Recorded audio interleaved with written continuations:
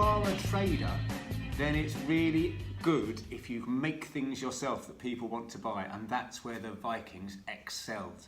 Brilliant craftspeople. They were indeed.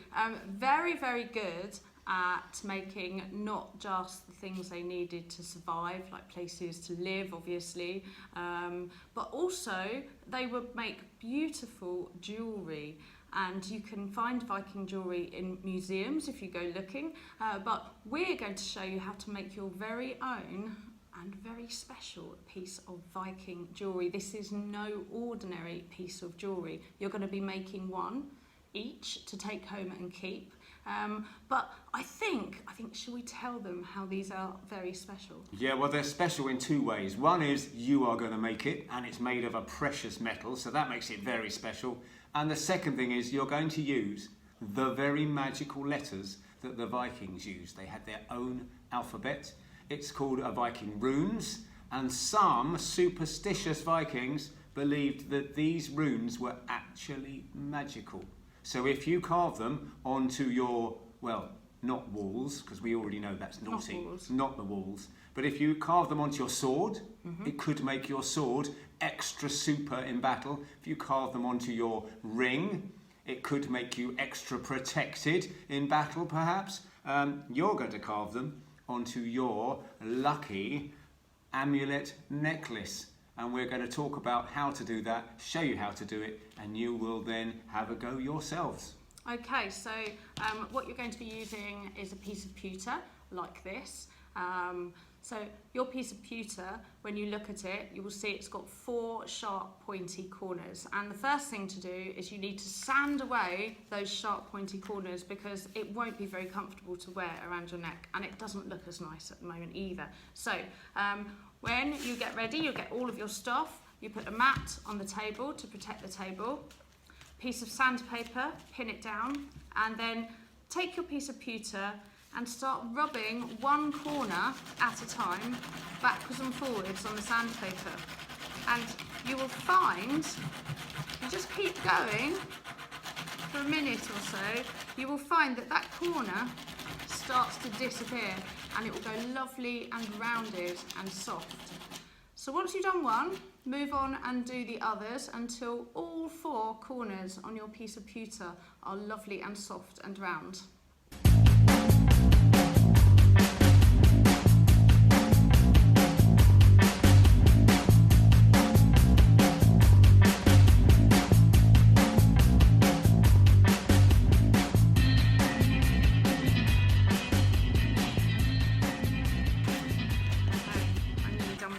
How are you getting on? Mine's ready. Yeah. Okay.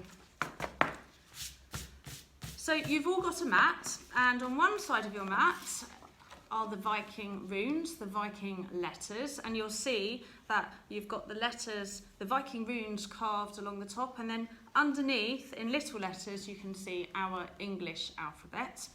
And on the other side, it's got some lovely pictures and also some extra instructions to help you to make your amulet.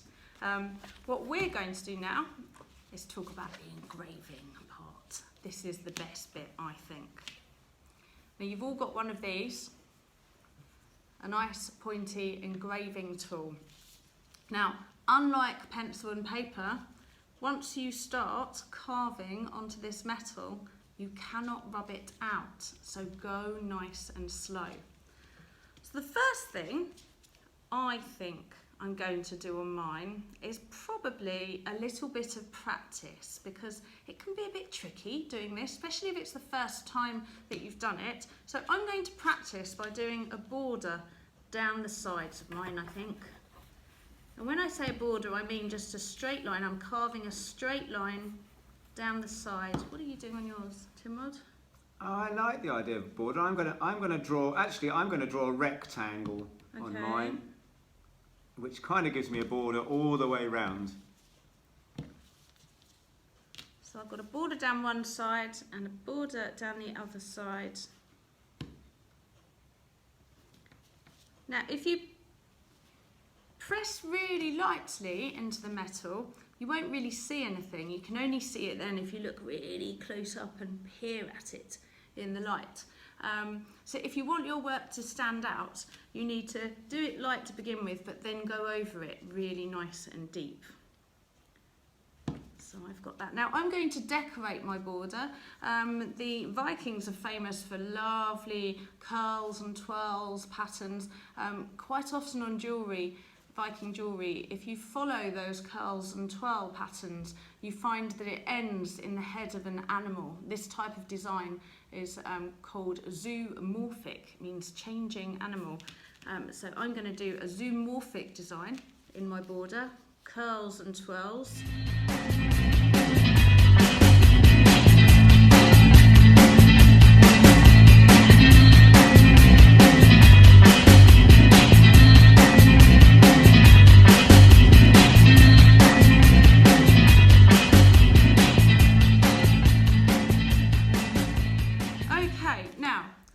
To do is to have a go at writing your name but in runes. Don't do it in English letters, because although our English letters are really great to use and help you to read and write and make sure you go in the right toilet and don't end up in the wrong one, they don't protect you when you go into battle.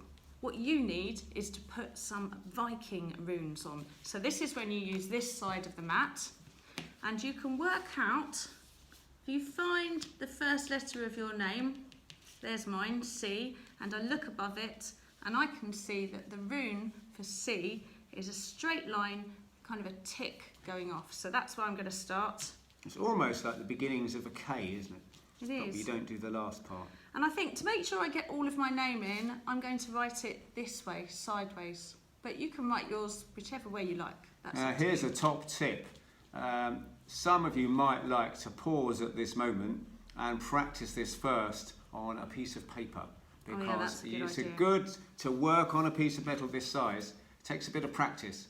So if you draw around this a few times on paper and then practice your designs inside that design, you're already working at the correct scale. So pause us now if you want to do that. We'll still be here when you press play. And there it is. So again, whilst you're carving these, take your time, and every now and again just hold it up, catch it in the light, make sure that you can see your work on there, because you want everyone else to see your beautiful design on your amulet. Right, remember of course there are two sides to this, so once you've got your name on one side, turn it over and have a think about what you want your amulet to do for you. I mean, perhaps you want it to keep you safe in battle.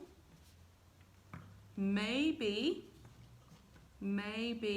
you want it to make you the best person at mathematics in your class. Maybe you're feeling a little bit lonesome and you're looking for a little bit of romance in your life. Perhaps you could write romance on here. And I'm going to try something out on mine. I don't think many Vikings would have done this, but I'm going to write, my secret word is hair. And I'm going to wonder if when I put my amulet on, I'll have a fine head of Viking hair to wave around in the wind. Oh, well. Well, we'll see if it works. The Vikings believed it worked, so who knows? Right, I'm going to write on mine. What am I going to write? I just think, wouldn't it be useful if you could fly? Don't you think that would be good? Fantastic. Fly? I'm going to write fly on mine. Let's see if it works. Well, I won't copy you. It's tempting. I'm still going to go for hair. Okay. Fly is going on the other side. So if you look at your mat, you'll see that there's some examples here of Viking artwork. You've got the Gosforth cross, which is a very famous cross. It's in a churchyard now, but when it was first built, it probably wasn't placed in a churchyard. The cross came first, made by the Vikings. Viking artwork all over it, like serpents, gods, goddesses, curls and twirls, but also it's got the shape of the cross on there, which tells us that these are late Vikings They're not just believing anymore in their gods like Thor and Freya. They are also believing in Jesus and Christianity. So that's late Viking cross. We've also got a coin on here. You can see a lovely picture there. And we've also got the head of an axe. And if you look carefully at the picture of the axe, you can see some of those fabulous curls and twirls, which you might like to copy onto your piece of jewellery. Must have been exciting times when you had superstitious Vikings and religious Vikings. I know. Two different ways of thinking at the same time as they overlap each other. I'm going to copy the picture on the coin, I think, on mine. Yeah, I'm quite happy with my design now. Okay. I have my special power, hair, on one side, and my shortened name, Tim, on the other. And I have some spiral designs. I've filled out my borders. I've pressed nice and hard. It shows up well. I'm happy. It's now time to get it safe around your neck. So you have a cord. You should all have a cord like this. Now, there's a really nice, neat way of getting this onto your amulet. Take the two ends and run your finger in between them to find there, that loop there. That's the middle of your string. There's the middle. So if you squeeze the middle, just a little bit like that, and squeeze it and pop it through the hole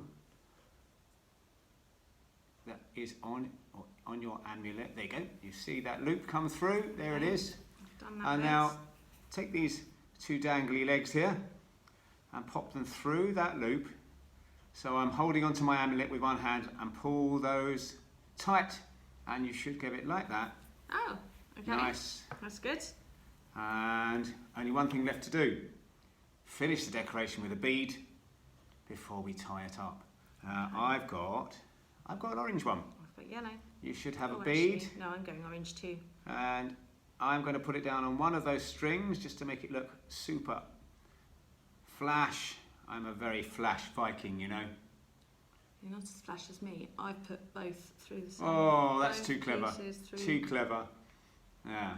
Here we go. So we've got it tied on there, and here, loads of you, of course, can do a great knot of your own. Now's your chance, tie away. But if you want to do a nice simple knot, follow me. Look, I'm going to take these two pieces together, loop it round the finger once, and take the finger out of the loop. Now look, you've made a kind of rabbit's head. Oh. Here. See his two ears sticking up, there's his head. And take the ears around the back of his neck and push it through his head and pull tight. And that is a super knot that will not undo unless you want it to. I'll show you one more time. Is through the head. Doesn't really hurt the bunny. It sounds awful, Right. doesn't it? It sounds terrible. That's very good. Okay. In case you want to follow that one more time. Here we go. Thread. Once round your finger, take the two ears and push them through the head. That is a super tight knot. Amulet round, and of course this is the moment when my hair, if it works, should appear. Okay, let's see. Tim! My goodness, it worked! I hope your amulet brings you as much luck as mine did. That's amazing!